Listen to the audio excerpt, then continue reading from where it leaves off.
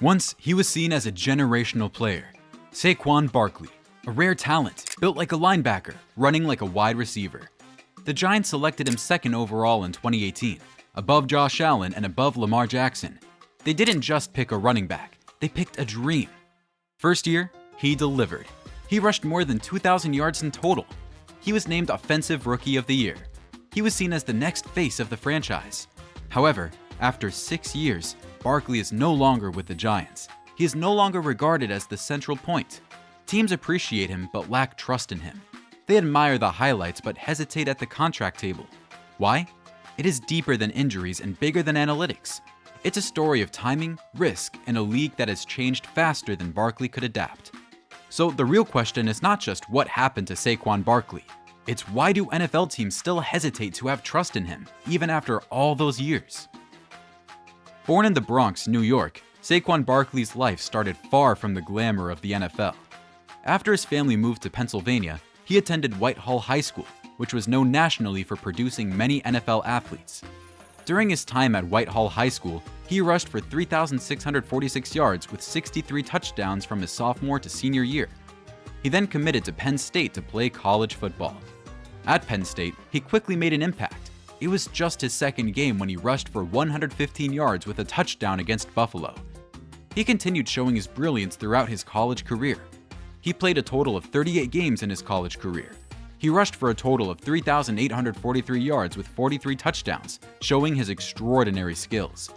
He held several records, including most career rushing touchdowns, most rushing yards by a freshman, and most rushing yards by a sophomore. Coming out of Penn State, Saquon Barkley was not just a running back, he was a generational prospect. Scouts at the Combine were amazed by his performance, which included a 4.4-second 40-yard dash, 29 bench presses of 225-pound weight, and a 41-inch vertical jump that showcased explosive athleticism. ESPN's Todd McShay praised Barkley in such a manner. Barkley is an explosive runner with a rare combination of size, speed, body control, and competitiveness. The top prospect on our board. Barkley projects as a day one every down back with the elite talent and elite intangibles to become a franchise-changing player, he added. That hype directly translated to draft night. In 2018, the Giants selected him as the number 2 pick, not by overlooking only running backs, but also quarterbacks like Josh Allen and Lamar Jackson. His debut season exceeded expectations. 1,307 rushing yards, 721 receiving yards, 15 touchdowns, and he also won Offensive Rookie of the Year award. Saquon's workouts have attained legendary status. He is capable of squatting more than 600 pounds, an achievement he accomplished back in college. His explosiveness in the lower body is developed through box jumps, resisted sprints, sled pushes, and single-leg RDLs. He nourishes his body with clean, high-protein meals, usually chicken, fish, rice, eggs, and veggies. Water is his preferred beverage, and although he keeps it flexible during the off-season, he is recognized for maintaining his fitness all year long. So, if the talent is so obvious, why are teams still hesitant to trust him? Injuries and inconsistency.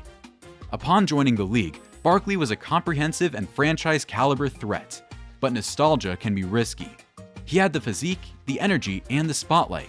But then came the injuries and something even worse: doubt. Saquon Barkley's story is not just about talent, it's about what happened after the hype. And no factor can change perception faster than injuries. In 2019, only 3 games into his sophomore year, Barkley suffered a severe ankle sprain. The injury sidelined him for 3 crucial weeks and visibly diminished his explosiveness. He still ended up with 1,003 rushing yards, but many scouts mentioned he didn't appear to be the same player on the field. Then came the worst-case scenario, a horrific knee injury in Week 2 of 2020. He ruptured his ACL, MCL, and meniscus, cutting his season short after only 25 touches. When I hurt my knee, I'm not going to lie, that's probably the weakest moments of my life, especially in those first few days, Barkley said in a podcast. I just couldn't control myself. Crying, asking why me, he added. He came back in 2021, but the ankle injury returned, costing him more games and restricting his explosiveness. He averaged only 3.7 yards per carry, not the outcome teams anticipated. In 2022, Barkley showed flashes again. 1,312 rushing yards, and 12 touchdowns.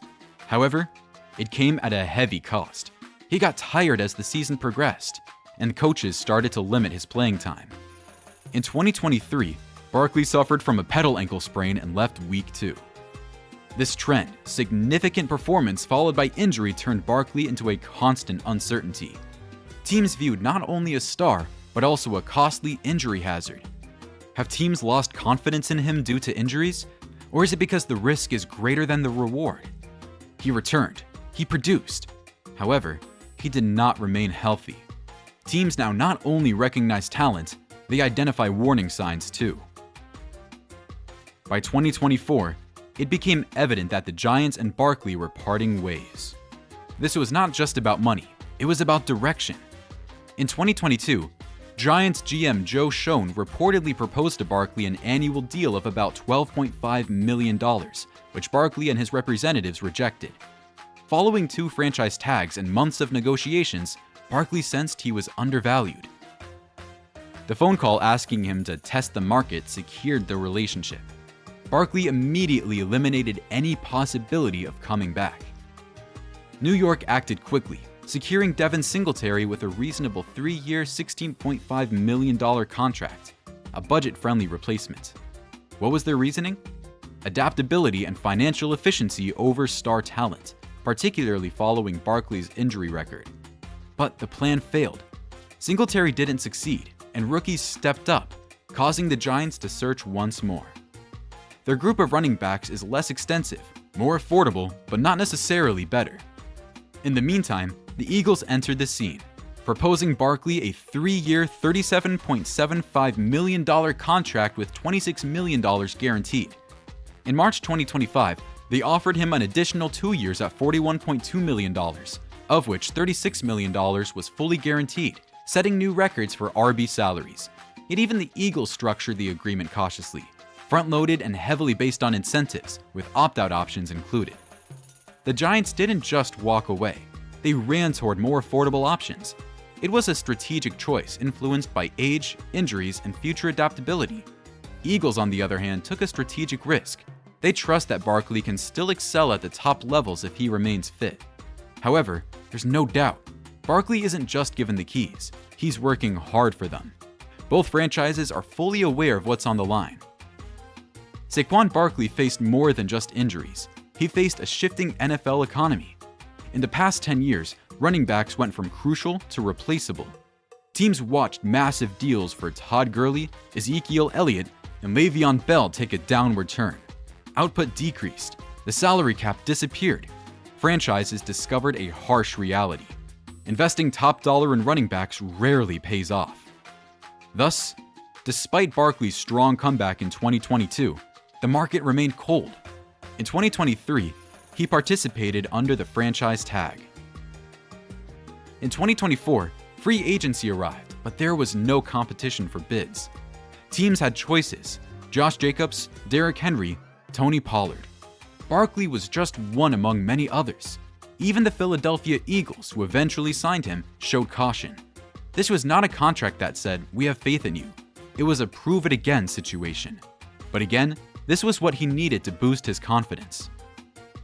He also talked about the position of running backs and their value. He said that the Giants were not offering him anything good, and that's why he had to make the decision. And the Eagles took the risk. Saquon Barkley possesses all the physical tools: speed, explosiveness, and power. But NFL coaches and team executives evaluate more than just highlight videos. They desire consistency. This is precisely where Barkley's style of play raises concerns. He's a power hitter. When he finds a gap, he can convert 10 yards into 50. He also has a tendency to bounce plays outside and dance behind the line of scrimmage, looking for the big game, often at the cost of easy yardage. As per NFL NextGen stats, Barkley was among the top in negative or 0-yard runs from 2019 to 2023. Such a boom or bust running style makes coaches anxious, particularly during third and short or in red zone scenarios. This inconsistency impacts the offensive flow. As Christian McCaffrey and Derrick Henry work hard for difficult yards and set up play action, Barkley can be either a feast or a famine.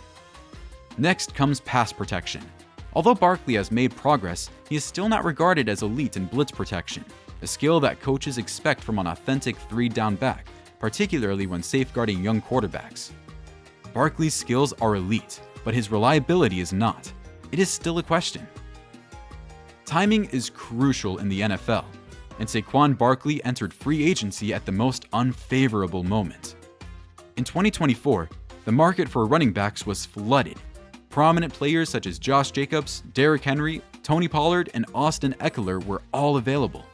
Additionally, younger and more affordable backs such as Bijan Robinson, Jahmyr Gibbs, and Breece Hall were creating a buzz on rookie contracts.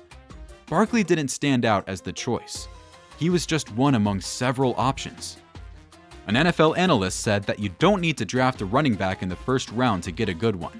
You can get guys in the third or fourth round who can do 90% of the job. That logic became common. Why spend $12 to $13 million on Barkley when you could select a young, resilient back in the second or third round, signing a 4-year deal for less than half the cost? Despite his Pro Bowl skill set, Barkley didn't attract the competitive bidding battle that was expected. Teams expressed interest, but they weren't assertive. He eventually signed with the Eagles, who already had a solid offensive line and a dual-threat quarterback, indicating that Barkley would not need to lead the offense, just support it. And that's the clearest indication so far. Teams are not building around running backs anymore. They take them, shift them, and protect the budget, even if it's named Saquon Barkley. If nobody was willing to pay him like a superstar, can Saquon finally change the narrative in the Eagles? This season with the Philadelphia Eagles represents not only a new beginning for Saquon Barkley, but also his greatest and possibly final opportunity to redefine how teams perceive him. For the first time in his career, Barkley finds himself in a scenario where he isn't the center of attention. Given that Jalen Hurts, A.J. Brown, and Devonta Smith are already prominent, defenses cannot focus solely on the run. This means lighter boxes and increased possibilities. With the Eagles' top-tier offensive line, Barkley may not have to be a superhero. He simply needs to be consistent. That's the new mindset. Forget about the doubters and concentrate on output. And let's not ignore the stakes. If Barkley excels in this well-rounded offense, maintains good health, and performs well in the playoffs, it will not only benefit the Eagles, it will convey a message to the entire league that he is reliable, he has the potential to be resilient, and he is capable of fitting into modern-day offense.